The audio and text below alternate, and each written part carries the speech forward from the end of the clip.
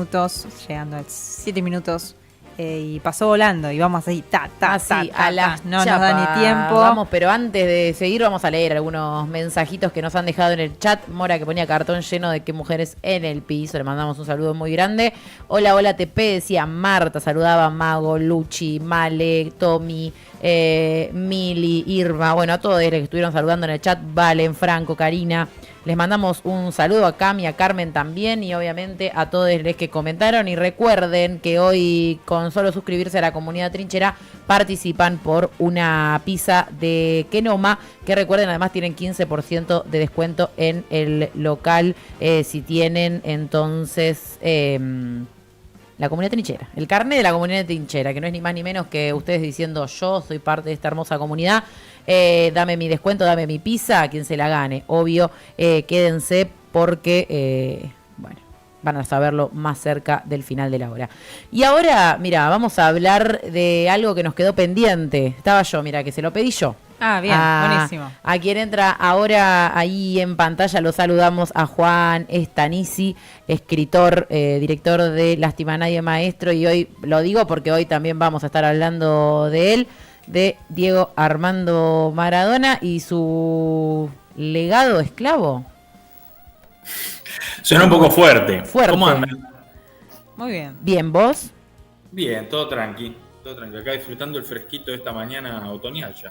Sí, decíamos lo mismo. Nos dio un respiro después de las altas temperaturas. Quizás mañana volvamos a la programación habitual del verano, pero por lo menos hoy descansamos mejor. Pero bueno, disfrutémoslo mientras se pueda, ¿no? Tal Como cual. todo en este gobierno. Sí. En este presente distópico. Bueno, vamos a hablar un poco fuerte lo del pasado. ¿Cómo fue que dijeron pasado esclavo o no? Del Diego, sí. Yo dije legado, que quizás era antepasado, no legado, pero... El legado es un poco fuerte. Sí. Yo creo que el legado esclavo le corresponde más a Johnny Viale, me parece. Claro, sí. O bueno, esclavo, lacayo, bufón, como le guste más. Hay muchos sustantivos Títere para darle. Pero no, vamos a hablar sobre su antepasado, ¿no? Porque sabemos que el Diego representa, incluso representa actualmente en el tiempo presente y representará probablemente en el futuro, las luchas populares y los sectores populares, y si se quiere, en un adjetivo un poco más académico, los sectores plebeyos, ¿no? Yo no es una palabra que me guste mucho, pero no le encuentro una que se adecue mejor. Y en esta representación de los sectores plebeyos solemos pensarlo a partir de su origen en Fiorito, ¿no? De su origen en el conurbano.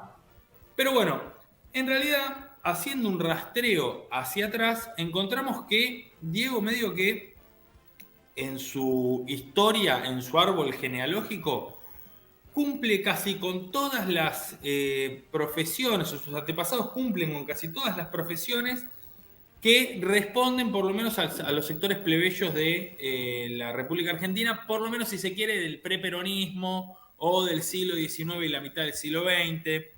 Pero bueno, no es solamente Fiorito, sino que Fiorito es de alguna forma como un punto de llegada, ¿no? Si uno piensa qué representa Fiorito o el conurbano o las villas del conurbano durante el siglo XIX, bueno, hay un montón de representaciones previas, ¿no? Previas a la llegada de el capitalismo, la industrialización, ¿no? Como esos sectores siempre existieron, casi siempre fueron silenciados, casi siempre estuvieron en los márgenes. Y bueno, Diego de alguna forma representa a todos ellos porque es todos ellos en algún punto. Y ahora lo vamos a contar un poco mejor. Ustedes, si quieren, como ya saben, me van interrumpiendo, me van preguntando, van haciendo chistes, lo que ustedes quieran. Ahí estamos viendo en pantalla al lado tuyo una de las imágenes del Diego chiquito, ¿no? Un pequeño Diego Armando Maradona, una de las primeras fotos creo que se le conocen, donde, bueno, ya se lo ve con sus rasgos que digamos, de argentino, si se quiere, de su argentinidad al palo, ¿no? Digo, como esta diferencia quizás con los grandes ídolos, ¿no? Que a veces son populares, pero es como me acuerdo cuando Evo Morales decía, soy el primer presidente con cara de boliviano, y algunos se reían y decían, ¿cómo va a decir esa estupidez? Pero era algo totalmente sensato, ¿no? Me parece que Maradona también tiene eso, ¿no? Como unos rasgos muy de lo argentino, que también lo han asemejado históricamente a eso, y que obviamente en esta historia que vos nos vas a ir contando va a ir apareciendo.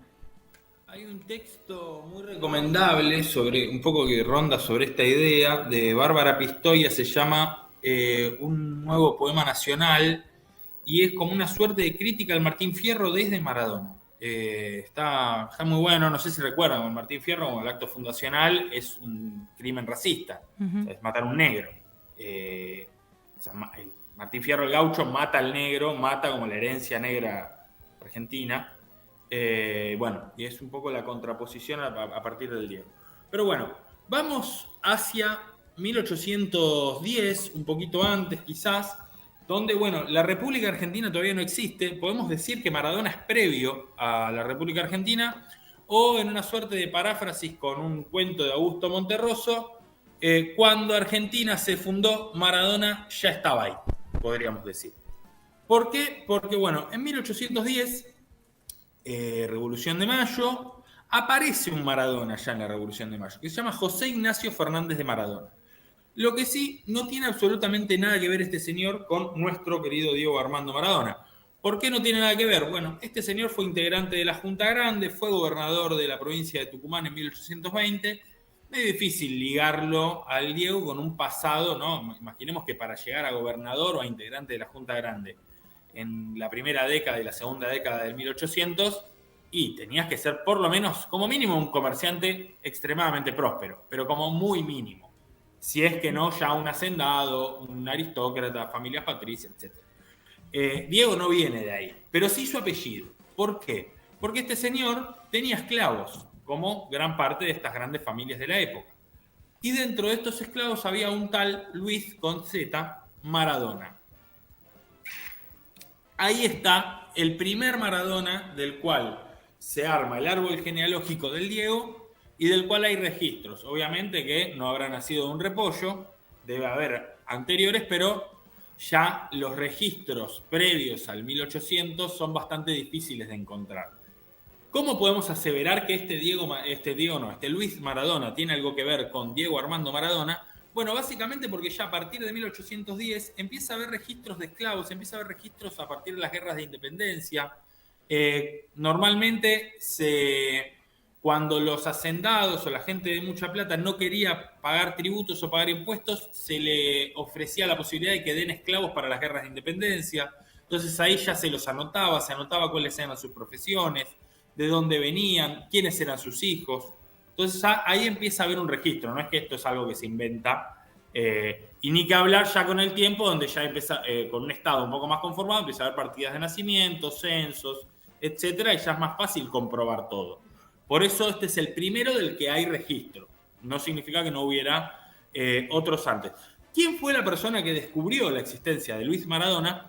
Un profesor y también genealogista de la Universidad de San Juan, llamado Guillermo Kemel Collado Madcur. Flor de nombre, el muchacho. Pero una persona que es genealogista, es decir, que se dedica a hacer genealogías, a hacer grandes genealogías, y descubre que Luis Maradona es convocado al ejército de los Andes, ya para más o menos 1813, 1814, en esta función que había en ese momento, que era básicamente ofrecerle a los esclavos pelear por su propia libertad y por la libertad colectiva. De alguna manera ibas a obtener la libertad de cualquier forma, vivo o muerto. Muerto ibas a ser libre, vivo también. Obviamente Luis Maradona consigue la libertad, pero con un pequeño detalle. Pelea en el ejército de los Andes. ¿El ejército de los Andes comandado por quién? Por José San Martín. José San Martín, el prócer al cual Diego le pegaba muy seguido. No sé si recuerdan que hay como muchas frases o muchos recortes de video donde Diego o cuestiona el cruce de los Andes, o dice que cruzar los Andes sin ayudín, le dice o sea, recordando a San Martín, o dice que el Che era más grande que San Martín. Como muy seguido le pega, yo creo que con una idea de que el único que podía asemejarse o el único que podía llegar a hacerle como un poco de de contrapeso en la historia argentina es San Martín, ¿no? Se quiere Perón, pero bueno, Diego con Perón tenía una relación más cercana. Pero siempre Diego le pegó mucho a San Martín y bueno, casualmente Sí. Diego conoció esta historia que vos comentás sobre Luis Maradona, sobre esta geneálogo. Yo creo que no, porque la investigación sale después del fallecimiento de Diego. Ajá. Sí debe haber conocido todo lo que vino después, pero no la existencia de el querido Luis Maradona. Porque la investigación es del 2021, es posterior. Lo que sí, todo lo que vino después, que son esto que yo decía, como que va llenando todos los casilleros. Bueno, ya tenemos un esclavo que además, dentro del ejército de los Andes, tocaba la trompeta. Casi un artista, podríamos decir. Luis Maradona va a tener un hijo que se va a llamar Juan Maradona, ¿no? Tenemos en cuenta que en 1813, ley de libertad de vientres, Argentina, para variar, un país pionero, aunque todavía no es Argentina, pero bueno, un territorio pionero en términos de... Mientras los yanquis estaban discutiendo sobre qué tanto se podía llegar a esclavizar a alguien o qué tan mal estaba la segregación, nosotros ya teníamos libertad de vientres. Y nace, más o menos para esta época, Juan Maradona, más o menos entre 1810 y 1815, hijo de Luis Maradona, el primer Maradona libre, por lo menos de toda su genealogía. Reitero, el apellido viene de una familia de plata. ¿Por qué? Porque lo habíamos visto hace un par de semanas cuando vimos el nombre de Cassius Clay, Muhammad Ali. Su apellido, Cassius Clay, su nombre viene de los dueños de su familia, digamos, o de la parte esclavista. Bueno, el caso de argentino es lo mismo.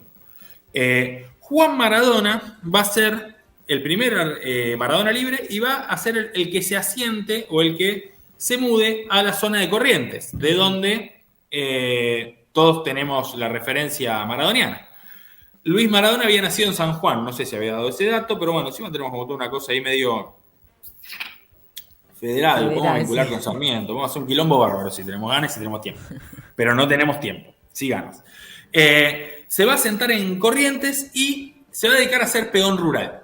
Entonces ya vamos teniendo, ¿no?, como una cosa de diferentes formas de el ser nacional, por lo menos el ser plebeyo nacional. Y es también el primero del que ya hay un registro censado, ¿no? El primero que ya va a tener, se va a saber la profesión a través del censo, ¿no? Ya vamos acercándonos hacia un estado un poco más consolidado.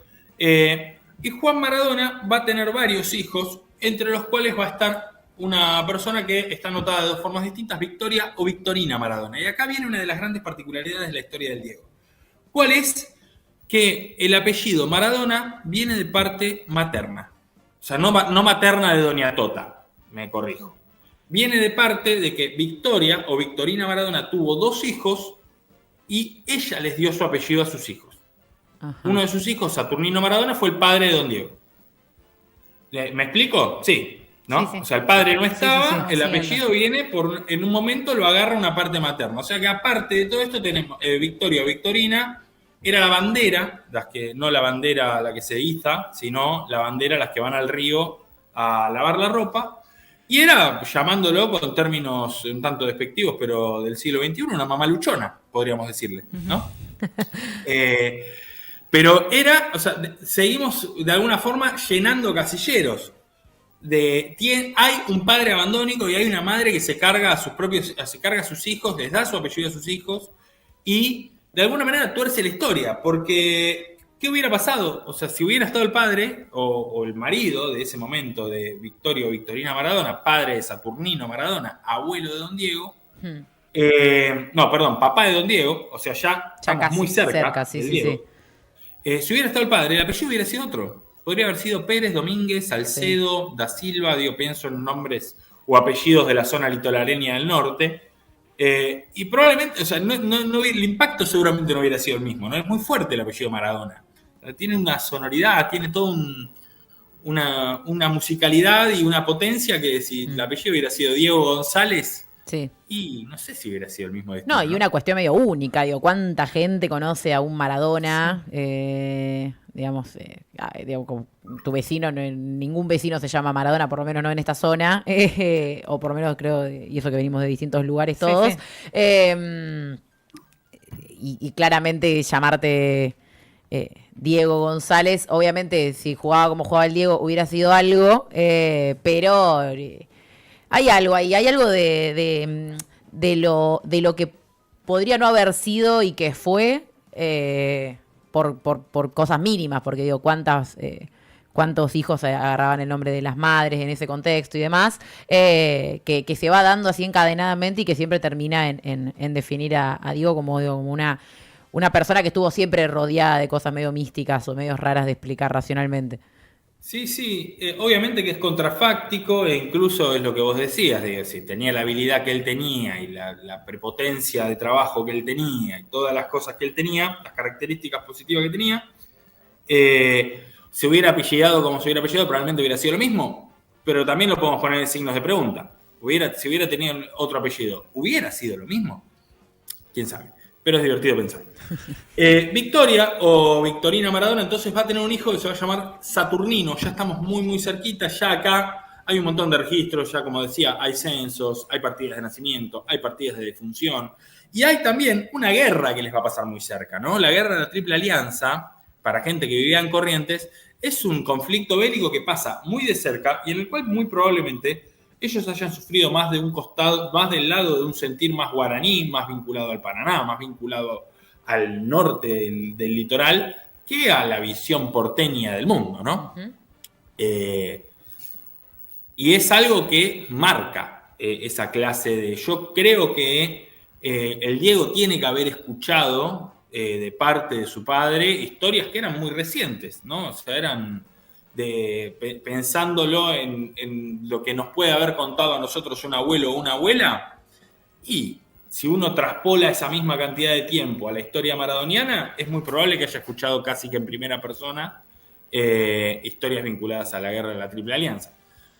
Saturnino, decíamos entonces, ya tenemos un esclavo, tenemos un peón rural analfabeto, tenemos una mamá que tiene que criar a los hijos sola y es la bandera. Tenemos ya un guacho, o sea, tenemos alguien que no tiene padre. O sea, tenemos como toda una cosmogonía que hace a esa Argentina plebeya. Saturnino, ya padre de Don Diego, se va a dedicar ya al trabajo vinculado al río. Todas estas cuestiones las pueden encontrar porque hay una investigación muy, muy buena, digo, para que sepan que no estoy inventando. Una investigación muy buena de Sergio Alves, que es un periodista misionero que se los recomiendo mucho.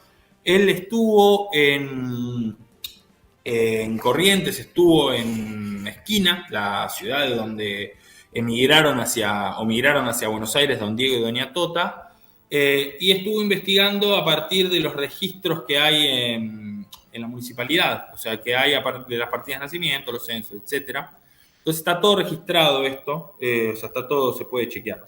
Y está muy bien contado por él, hay una nota muy linda si la quieren buscar, donde hay testimonios también de gente de la zona, vaquianos de la zona. ¿Por qué vaquianos de la zona? Porque ahora vamos ya a terminar hablando de Don Diego, vamos a terminar esta historia con Don Diego Maradona, que si algo nos falta en toda esta historia, ¿qué nos falta si hablamos de Corrientes, hablamos de Esquina, hablamos de peones rurales, hablamos de una madre lavandera, hablamos de un esclavo, pero algo nos falta si hablamos de Corrientes, si hablamos del litoral? Nos falta un tipo de trabajador. El yerbatero. Podría ser, pero no. Ahí va. Porque eso es más al norte, en realidad. Nos falta el trabajador del río. Ajá. Ahí va. Nos falta la persona que se vincula con el río, ¿no? El tipo que se vincula con el Paraná, que es Don Diego. Don Diego es un vaquiano se le suele llamar a los que trabajan en los ríos. Es un trabajador portuario que se dedica a cargar y descargar cosas de los barcos, y es también un pescador, y es también un tipo que conoce todos los secretos del río Paraná, un gran pescador probablemente de dorados, que es el gran pescado del río Paraná, y del río Esquina, del río Corrientes, que es otro río que está por ahí dando vueltas, y es también alguien que se dedica a agarrar, cuando venían las inundaciones, algo bastante común, ¿no? O sea, estar cerca de un río genera vida, por un lado, porque tenés agua, tenés peces, tenés como diferentes formas de vida y de alimentación, pero al mismo tiempo es un peligro, porque te viene una crecida y te puede levantar la casa. O sea, el agua viene de abajo para arriba. Y don Diego lo que hacía era de alguna forma vivir un poco de las catástrofes. ¿Por qué? Porque con su pequeño barquito solía agarrar a los animales de la zona y trasladarlos a las islas cuando venían las inundaciones. Y también trasladar a las personas cuando había inundaciones. Así que don Diego completa de alguna forma como toda esta genealogía, donde del otro lado, no nos iba a dar el tiempo, del otro lado, del lado de Doña Tota también fue lavandera, fue cocinera, fue ama de casa, fue también empleada doméstica, y toda su familia fue migrante. Su parte paterna, la parte paterna de Doña Tota son migrantes croatas, o sea, es un quilombo bastante importante. Por encima, no es gente que se caracteriza por la calma, ¿no? Porque su principal virtud no es la tranquilidad, la de los croatas. Pero bueno, de alguna forma podemos decir, ya llegando al final de esta columna, que en la genealogía, en el ADN de Diego, en toda su historia, habita toda la historia plebeya argentina. Que no es solamente Fiorito la que hace que Diego siempre se pare de un determinado lugar, que siempre se pare del lado popular, que siempre se pare del lado de los más débiles, sino que es un rumor que viene en su sangre, de alguna manera, ¿no? Es algo que lo habita previamente a él. Y que él, incluso sin saberlo, porque puede haber sabido parte de su historia, pero quizás no toda, incluso sin saberlo, tenía ya un mandato que era ser el representante de toda esta clase popular o esta clase plebeya argentina. Y podemos cerrar pensando en un esclavo, ¿no? En qué arco narrativo tiene Maradona, que es, tenemos un esclavo y 6 generaciones después tenemos probablemente el personaje más importante de la cultura popular argentina del siglo XX. Uh-huh. O sea, es fuerte, ¿no? O sea, podemos hacer la misma traspolación con Muhammad Ali. Y por eso creo que son casi, a nivel deportivo, son los únicos 2 que están a la misma altura. Pero con Diego es muy fuerte, ¿no? Un esclavo y 6 generaciones más tarde tenés al tipo que cuando ibas a cualquier parte del mundo, ahora quizás con Messi cambió un poco, decías Argentina, te decían Maradona, un apellido de un esclavo, ¿no? Muy fuerte. Tremendo. Bueno, un historión que nos trajiste en el día de hoy, Juan, así que te agradecemos mucho. Obviamente quedará ahí en el YouTube para quienes quieran revivirlo y repasarlo, por si les quedó alguna generación medio que se la perdieron, van a tener ahí esa información, que aparte es alta info para caer a algún lugar así, un asado, y decís, ¿sabes lo que sé sabías? Yo? Se sigue agrandando el mito. Ubicá a Luis Maradona. Buena, ¿vos sabías que el Diego tiene un antepasado esclavo? Así en un asado arrancás así, la rompes. Total. Esta historia yo la conté en un libro que se llama Diegologías, de Revista Meta. Creo que la historia está subida a internet, así que si la buscan, está completa, como más también el siglo XX, está metido ahí también. Pero si lo quieren buscar, también lo pueden leer un poco más completo, mejor informado. Excelente. Bueno, gracias, chicas, que tengan lindo día y disfruten del fresquito otoñal que hace hoy. Igualmente, muchas gracias, Juan. Te mandamos un saludo y de paso le decimos a la oyentada y los dejamos con recomendaciones si quieren seguir escuchando a Juan este viernes en la Facultad de Periodismo. Diego Eterno, cómo narrar a Dios, junto a Alejandro Apo, Juan Estanisi y Pirú Ferreira. Va a estar buenísima en el aula 1 de tremendo la Facultad de Periodismo. Sí, tremendo. Así que para... los maradonianos del otro lado van a tener para seguir, si se quedaron manija de esta columna, viernes a las 13:30 horas en la Facultad de Periodismo. Nos veremos el viernes. Un abrazo. Un abrazo grande, Juan, y reiteramos entonces, Diego Eterno, como narrará Dios, viernes 13:30 horas en la Facultad de Periodismo. Increíble. Va a estar lindo, sí, ¿no? Sí. Así que, dicho esto, hecho los anuncios, última media hora para que se suscriban a la comunidad Trinchera, se ganen una tremenda pizza de Kenoma, no se lo pueden perder, 12:30, ahora sí, música y volvemos.